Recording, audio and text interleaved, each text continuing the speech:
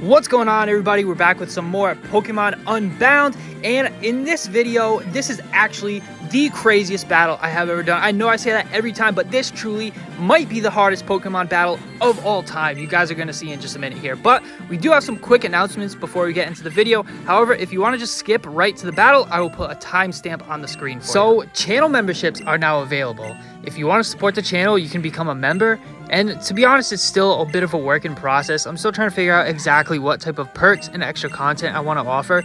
But as of now, you get a few things. You get a badge next to your name when you comment, a priority replies to your comments, and you'll be able to nickname one Pokemon per run when you comment if you want. And I'll probably add stuff in the future too. It's not much, but I wanted to offer something.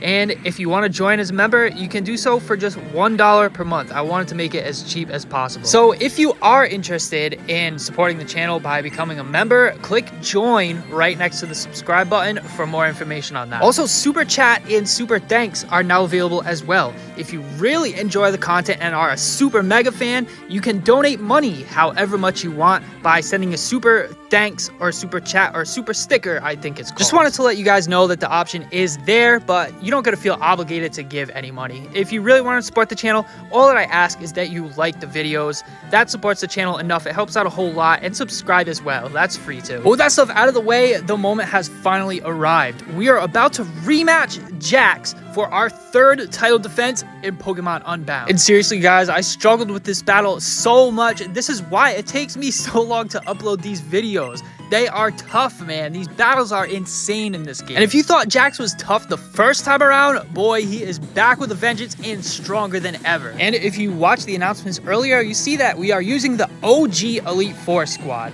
If it ain't broke, don't fix it. But then again, maybe that's why this battle is so hard. Jax leads with Crobat and Raikou, and we're gonna lead with Weavile and Garchomp. Now, this is one of those battles where there is no room for error. Everything has to go perfectly, exactly according to plan. So first, we're gonna Mega Evolve Garchomp, and this turn one is so crucial. We have to get a bit of good RNG here, or it's a reset. So turn one, Crobat always goes for Tailwind first, and this doesn't matter too much. Jax's Pokemon are all faster anyway. Raikou goes for Aura Sphere into Garchomp, and now we were already off course because he usually targets Weavile. We go for Triple Axle, land one hit, but miss the second, and this is a disaster. We do land Outrage on Raikou, which is the target that we wanted, but man, missing that Triple Axle on turn one is really bad. Crobat taunts, and it's no big deal, but we're gonna need about 3 turns in a row of perfect luck to make up for that first turn. Now, I almost just reset here, but decided to send it. So Raikou attacks with Aura Spear, but Weavile has a Focus Sash. We go for Triple Axle again, land 2 hits, and there's the third hit. Crobat goes down, and that's 1 down, 5 more to go. With Crobat down, Raikou is the only target left on the field. The Outrage connects, and Raikou goes down as well. We're fighting to get back in the game here. However, Garchomp is confused, and Weavile is on 1 HP. Now let's see what insane busted Pokemon Jax has in store for us next. We see the Xerneas come out alongside Mega Rayquaza. So obviously this is bad for Garchomp, but as far as Rayquaza, when it Mega Evolves, its ability Delta Stream is going to negate its 4 times weakness to Weavile. We click Triple Axle and Outrage again, really just sending a Hail Mary here. We need everything to go exactly perfectly and get some good RNG here to get back in the game. So we don't know who Rayquaza is going to go for here. Xerneas always Geomancies on its first turn on the field. Rayquaza, however, is going to attack with Draco Meteor. So Weavile goes down, and now we have no way of damaging Xerneas. However, if Garchomp pulls through for us, we might just be able to deal some damage on that Rayquaza. Xerneas is going to Geomancy, as it always does on its first turn. It, of course, has the Power Herb, but this might just give us an opportunity for Garchomp to get off some damage on its last turn on the field. Xerneas gets +2 special attack, special defense, and speed, and this is super dangerous, but now it's time for Garchomp to go to work. We have to hit through confusion, we have to get the right target on Rayquaza, and we land the Outrage. And with Garchomp pulling through for us, that might have just got us back in the game, but look at how much damage that did to Rayquaza.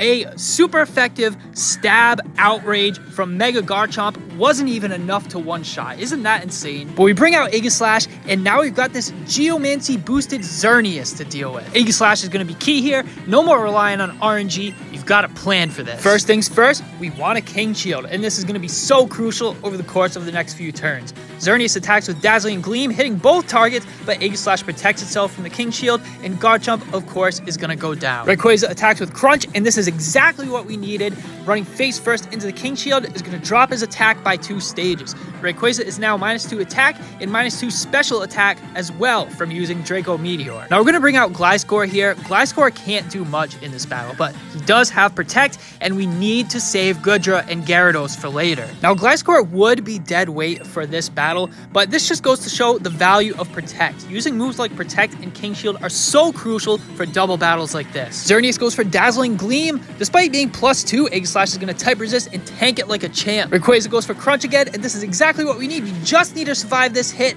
Aegislash holds on, and there's the weakness policy. And that's exactly why we needed a King Shield last turn, to drop Rayquaza's attack, because without that, Aegislash may have not been able to tank that Crunch. But now it's time to deal some damage. We're +2 thanks to the weakness policy. Fire off the Iron Head, it's super effective, and Xerneas goes down in one shot. And it was so important that we executed that Aegislash play correctly, because that Xerneas had to go. That thing was dangerous. Without weakness policy, Aegislash's Iron Head only deals about half. We see the Keldeo come out next. It gets the Intrepid Sword boost to its attack, and this thing is no joke either. Now, normally a good strategy would be, because Rayquaza is -2 attack, -2 special attack, would be to just leave it on the field. But Aegislash is not very likely to survive this turn either way, so we might as well get one last Shadow Sneak out of him. Now, we don't know what Keldeo is going to do here. We don't know who he wants to attack. We can't Protect with Gliscor again, twice in a row, but the worst case scenario is that Keldeo goes for Swords Dance. We click Shadow Sneak at +2. This is definitely going to be enough to finish off Rayquaza,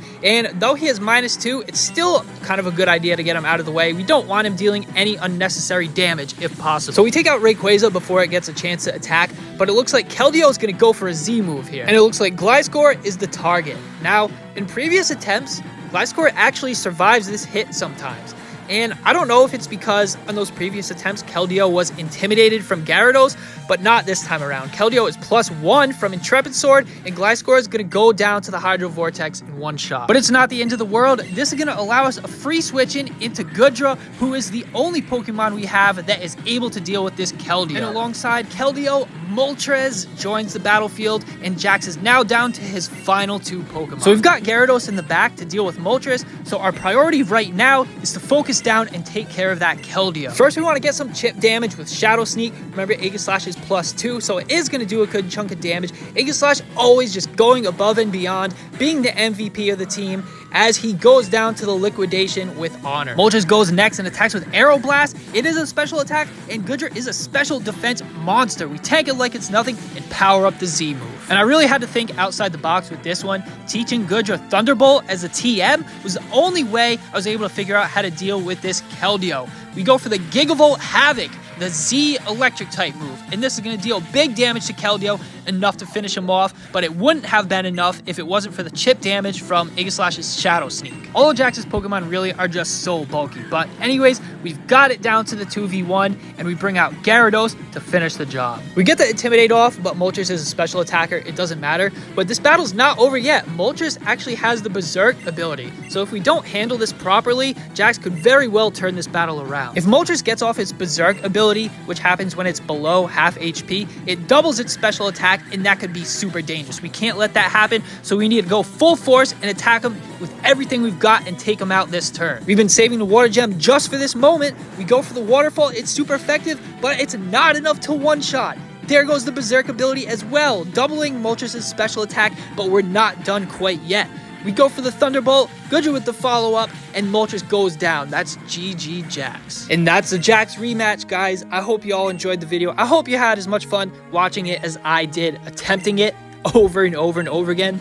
But seriously, this is one of the hardest battles I've ever done. It was actually insane. But yeah, that's it for this one, guys. I hope you liked it. Remember to like the video. It helps out a whole lot. Subscribe to the channel as well if you haven't already, and leave a comment down below with any feedback or recommendations. I always love to hear from you guys. And as always, thank you all so much for watching. Thank you all for your continued support, and see you next time.